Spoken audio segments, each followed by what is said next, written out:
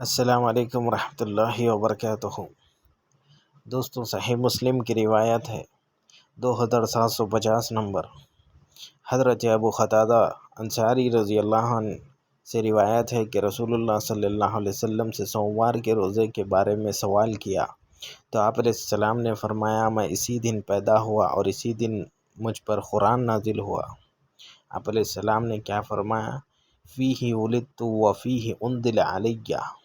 آپ علیہ السلام نے فرمایا اسی دن پیدا ہوا اور اسی دن قرآن نازل ہوا۔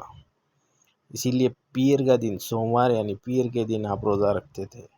ایک آپ صلی اللہ علیہ وسلم کی پیدائش کا تذکرہ ہے، آپ اس دن کو یاد رکھیں۔ اب مت پیر کے دن رکھو یا آپ صلی اللہ علیہ وسلم کی پیدائش تاریخ اجماع سے چلتا آ رہا ہے یا اس دن رکھو، کوئی بات نہیں۔ آپ روزہ بھی رکھ سکتے، خوشی بھی کر سکتے، میلاد کا ذکر بھی منا سکتے۔